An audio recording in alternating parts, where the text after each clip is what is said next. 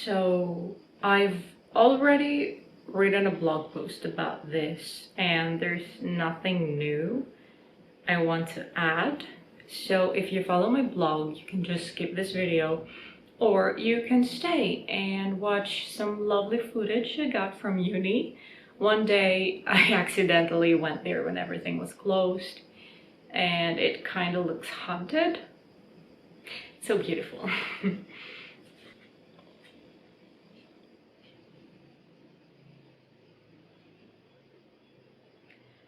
Starting my PhD was the best part of doing a PhD. It's a sad thing to admit publicly, but it's the only truth. So I've been exploring why that is, hoping that maybe I can identify the mistakes I made and help those who just start now or those who want to start a PhD in the near future and help them avoid, the mistakes that I made. When I first began my research, way before I officially started my PhD, I was coming from a place of despair. Actually, I just wanted to finish my master's quickly and move on to the next thing, whatever that was. And at that time, I thought it was better for me to do a PhD. Also, I wanted to move on from from the job I had back then. I do admit now that I should have taken some time off, a gap year perhaps, figure out my life, myself, my soul.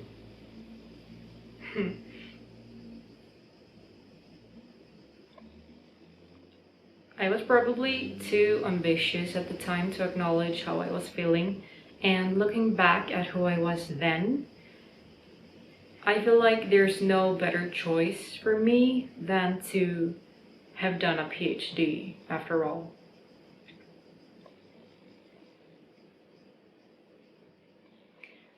Four years into the future, today, I'm burned out. Yeah.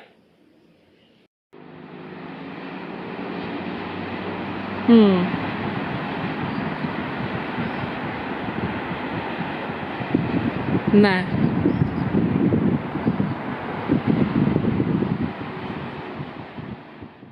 And I think that the first thing you can do to help yourself when you're burned out is to actually acknowledge it. Because for a very long time, I was living in denial until people started pointing it out. Because I couldn't accept it on myself. I thought that everything was perfect until people started telling me, like, you're burnt out, like, take some time off. And I'm like, okay, so if other people can see it, people that don't see me on a daily basis, then maybe they're more, let's say, objective about it.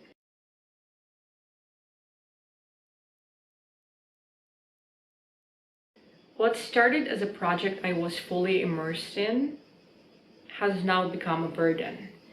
I am a totally different person today than I was 4 years ago, and that is neither good or bad. It doesn't have to be any of these two. It's just a fact. I no longer romanticize long nights at my desk. I don't want to grasp at every opportunity that comes my way, and I don't dream of doing the same research forever.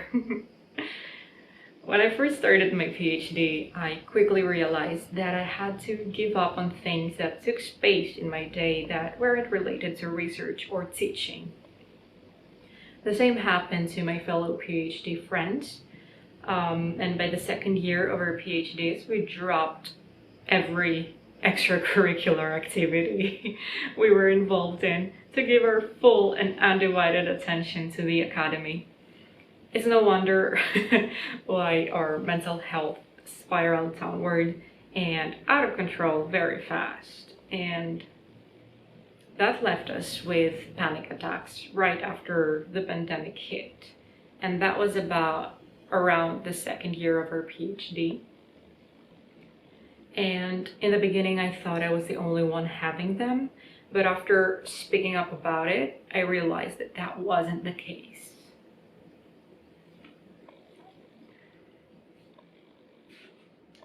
During the first lockdown, I came up with a plan, a ridiculous plan, to take advantage of all the time I would be spending at home and account for all the time deprived from my side projects, like finishing my first novel. And at that time, my calendar blocking was impossible. Like, just going back and looking at that calendar, Jesus, it's suffocating. How much work I did, and it's not work I didn't enjoy. It's just it's forced work, is all.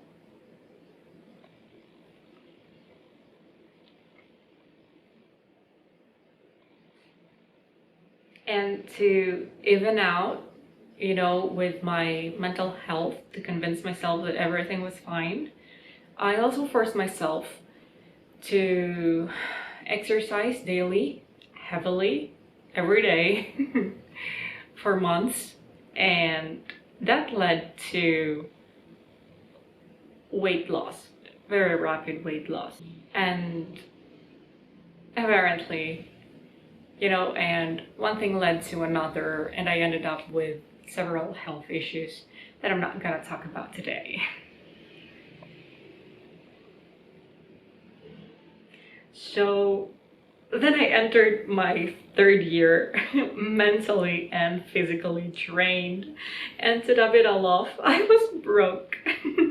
It's a good thing, that looking back at everything, I laugh. There's no bitterness, no sadness. It's just like it's far gone, and I cannot laugh at it.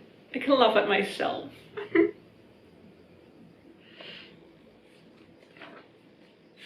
So in my third year, I had financial issues.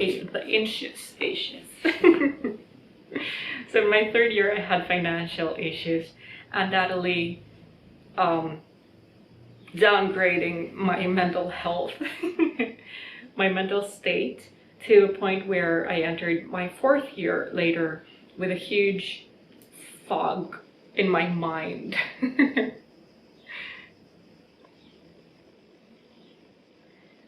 I didn't know what to do. I didn't know who I was. And I was so far gone into my PhD that I felt trapped. There was no way out. That I was stuck there, and I had to stay, to remain and stay, and I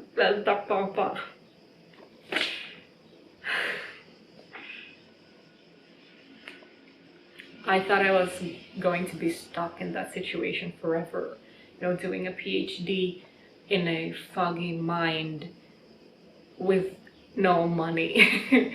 I thought it was gonna be like that forever. And lacking clarity, this last couple of years are a huge haze in my memory. Like, they're all so blurry. I don't know. These 2 years are never coming back. And that's one thing I regret. Like, I wish I had clarity, like, so I can even remember the bad things clearly, because now, like, it's all like a huge blur. Only recently I managed to get my life together and start to recover from burnout. This brings me to my next point. What I would have done differently.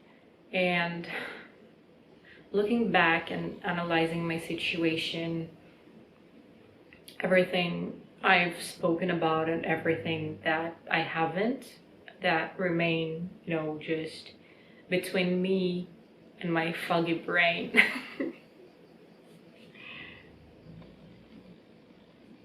I came up with two major things I would have changed if I could. And the first one, the most important of all, is assertiveness. I would like to be more assertive from the beginning. Only recently did I start expressing myself in a more assertive way, saying no to projects that don't interest me, especially if they don't pay. And that's something I wish I knew how to do much sooner in my life. Because in an attempt to avoid conflict at all means possible, I would rarely express my dissatisfaction, which led to internal conflict instead. There was this constant internal battle, like, moving on. Learning to set my ground inside and outside of academia is the best thing I made happen.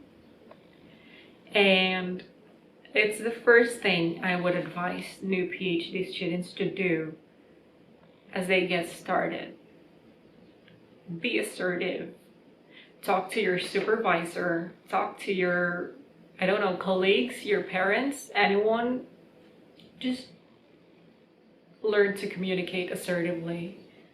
The second thing is doing more of what you love. And I found out that taking things off my calendar, you know, the things that made me happy, my hobbies, for instance, taking them off my calendar also removed the joy that those things brought to me on a daily basis. And although when you're just starting a PhD and everyone's telling you that you have to be fully focused on your project and you have to like drop everything else, I know it sounds counterintuitive, but the more things you do that make you happy, the better you'll perform. So just go out there, you know, pursue your hobbies, make time for things that make you happy, and spend time with family and friends on the weekend, because all that will just balance out the workload. And I wish like I hadn't lost those 4 years of my life. Like I wish I would have made better connections with people that matter to me. But I'm back at it now. I'm connecting more than ever. Working more hours does not mean that we work more efficiently. And it definitely doesn't mean that we produce more than we do working 8 hours or less per se. So don't listen to anyone, just be assertive, do your thing, do more of what you love, and everything's just gonna fall into place eventually. And I hope that things are gonna fall into place in my life too very soon, because this is my last year of PhD and I have to have a clear mind to finish it. So yeah, kind of being zen the moment. That's all. I have nothing else to say. Just wanted to make this video because for reasons I don't know.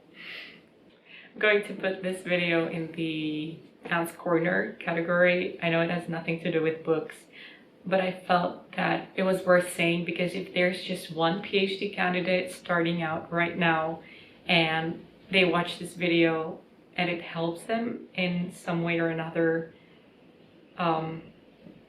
that's what I want, you know. That would make me very happy. Yeah, okay, bye now.